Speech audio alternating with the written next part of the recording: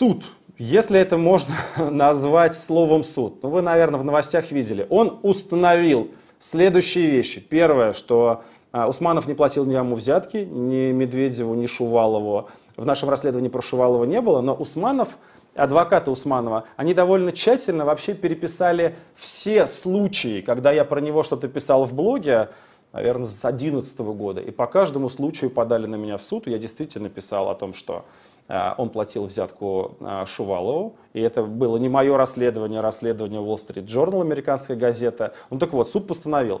Шувалову не платил взяток, Медведеву не платил взяток, цензуру в газете «Коммерсант» не осуществляет и налоги платит очень аккуратно. Интересно, что вот про эту тему с изнасилования, не изнасилования в приговоре, в решении суда вообще ничего нет, несмотря на то, что сторона Усманова там муссировала ее больше всего. Мне написали огромными буквами, пожалуйста, чуть помедленнее. Я на самом деле так быстро говорю, это все от волнения, извините, пожалуйста. Буду стараться говорить помедленнее.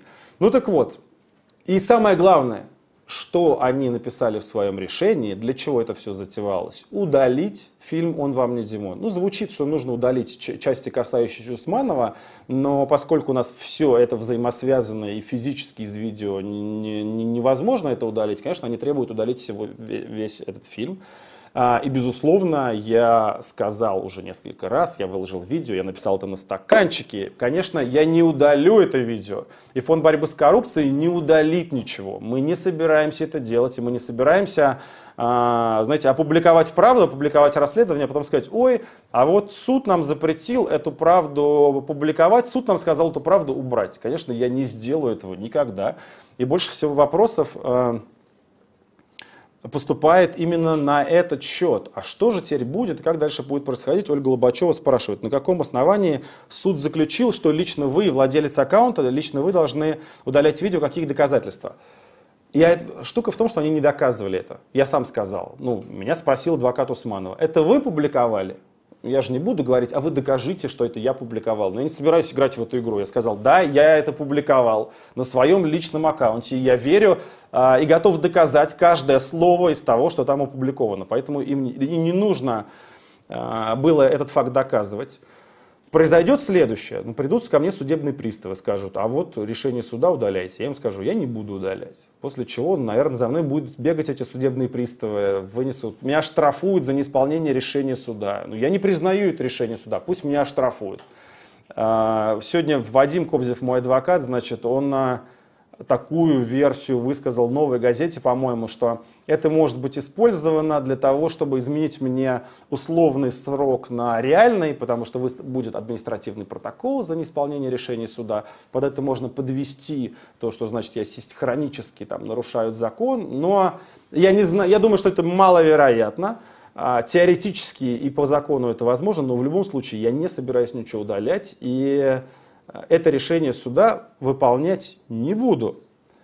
Что думаешь о рейтинге вашего расследования на Кинопоиске? 9,6 стоит. Действительно, я видел, что на Кинопоиске нашему фильму поставили рейтинг 9,6, но он там обгоняет уже просто «Форрест Гамп», «Побег из Шоушенка» и все шедевры мирового кинематографа. Я спокойно отношусь к нашему фильму. Я понимаю, что, конечно, он уступает «Побегу из Шоушенка», «Форрест Гампу» и подобным фильмам, но мне приятна эта поддержка, то, что люди сейчас распространяют фильм, и то, что они ставят просто в знак поддержку, ставят ему высокий рейтинг. Так возвращаясь к решению суда, мне большое количество людей написали. И уважаемые люди, к мнению которых я прислушиваюсь, и я на этой теме хотел остановиться отдельно. Алексей, ты кандидат в президенты, ты юрист, ты адвокат.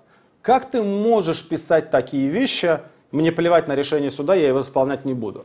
Это, значит, подрывает доверие к судебной системе, это нехорошо. Не мог бы ты высказаться как-то более обтекаемо, раскритиковать это решение суда, сказать, что оно плохое, оно неправосудное, поэтому я выполнять не буду, но тем не менее у меня высокий уровень доверия к судебной системе, это так важно и бла-бла-бла-бла-бла.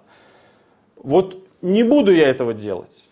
И это моя принципиальная позиция. Я действительно не уважаю суды Российской Федерации. Я считаю, что суды Российской Федерации и судьи, они вообще хуже всех.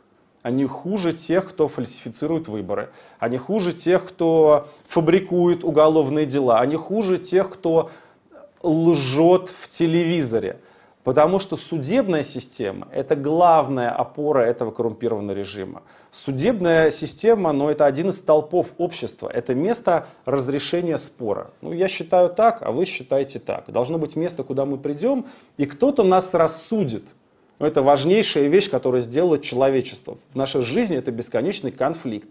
И должно быть место, куда мы придем и добьемся хотя бы немного справедливого решения. Такого места в России нет.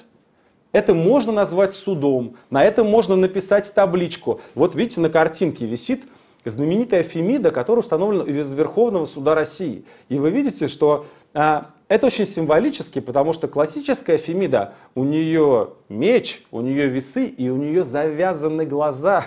Потому что она не должна видеть, кто к ней пришел. Она должна выносить справедливость для всех, вне зависимости от того, кто к ней подошел. Вот она, российская Фемида.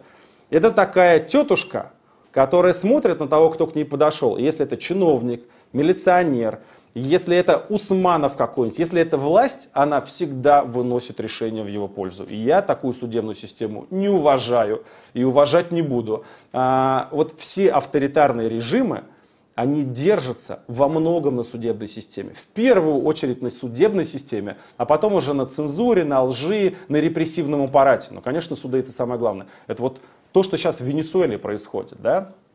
Там ведь оппозиция, она преодолела цензуру, она пошла на выборы, она выиграла выборы, она получила большинство в национальном собрании. И что? И Мадуро, он по-прежнему сохраняет власть в стране. Он распустил парламент, опираясь на судебную систему. Вот там есть несколько таких вот лживых жуликов, которых он контролирует. Они повесили над собой табличку «суд» и говорят: уважайте нас, потому что мы суд. Вот вы же видите, здесь написано «суд», а все должны уважать судебные решения. И отменяют все. И им не интересно волеизъявление людей, им не интересны права и права людей, их чаяния, их надежды. Им не интересно там то, что сейчас народ в нищете живет и стоит в огромных очередях, чтобы купить продукты, потому что они суд. И вот мы не должны к российскому суду относиться ни с каким уважением, и я к нему относиться с уважением не собираюсь. Еще один пример, смотрите, из личной просто практики. Я был на заседании Президиума Верховного суда. Это высшая инстанция в России. Предполагается, что там собрались сливки юридического сообщества, лучшие юристы России, столпы, самые уважаемые люди. И вот как раз я должен сидеть напротив них и испытывать пиетет. Боже мой, суд, там такой красивый зал, там все так сделано красиво, у них так кресла расставлены, какие-то колонны стоят, и прямо только не хватает им париков. И значит, и вот прямо над этим всем витает: уважайте, мы это суд. Вы не имеете права против нас что-то говорить, даже если вам не нравится, все равно уважайте. Но я сижу, и я вижу, вот среди этого президиума сидит зампред Верховного суда Олег Свириденко. И я же знаю, что вот он сидит, изображает из себя великого юриста. Но его недавно поймали на том, что у него ворованная диссертация. Это не мое расследование, я этим не занимался, это научное сообщество, Диссернет. Они обнаружили, что у товарища ворованная диссертация. И он сидит в этой мантии, и над ним написано «суд», но диссертация это ворованная. И когда пожаловались на это, на все, попытались лишить его этой ученой степени, а его должны лишить, потому что ворованная же диссертация, это отправили в тот же самый диссертационный совет, в котором он состоит. И закончилось это все ничем. Там был грандиозный скандал, журналисты ходили, там много было всяких разговоров на эту тему, но он остался доктором наук. И он требует какого-то уважения к себе. Да я не буду уважать, я знаю, что они никакие не видные юристы, а просто люди с ворованными диссертациями. Я не собираюсь об этом молчать, я не собираюсь испытывать к ним никакого уважения. Сегодня новость пришла. В Мосгорсуде обнаружили пыточную. Вот вы видите, фотография, да, на Медиазоне опубликована. Человек прикован к стене. И есть сообщение, есть свидетельство, то, что этих людей приковывают так и избивают. Либо приковывают и держат какое-то довольно продолжительное время в прикованном состоянии. Предполагается, что вот это вот, выглядит это чудовищно, что оно должно использоваться для того, чтобы люди подследственные знакомились с материалами дела и не убежали никуда. Я не понимаю, зачем их приковывать, это выглядит довольно странно. Если есть опасения, что они уничтожат материалы дела или их съедят, они одной рукой их могут разорвать или запихивать себе в рот. Это вообще, в принципе, выглядит дико. Они же подследственные даже, они не осужденные, они считаются невиновными. Их нужно приковывать. Но фактически это все используется как пыточное. Вот там кто-то не нравится ему, попробуйте, представьте себе, что вас вот так вот за руку приковали, и вы должны несколько часов там находиться. А известно же, что вот в Мосгорсуде подследственные, они ожидают часами, пока их выведут в зал суда. И вот они в таком положении сидят, их избивают, их мучают. Большое количество свидетельств сегодня было опубликовано. И я должен уважать такой суд. И Мосгорсуд, крупнейший суд России, знаете, какой дал комментарий сегодня по этому поводу? Они сказали, это же не мы.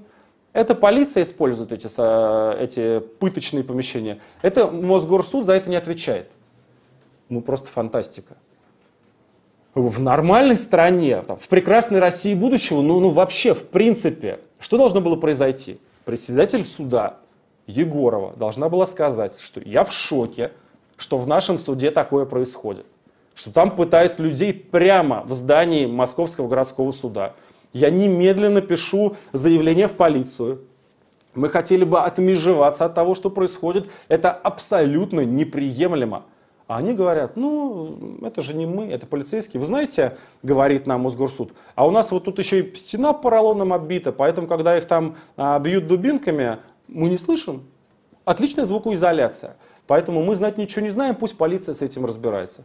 Ну и что, я должен такую судебную систему уважать?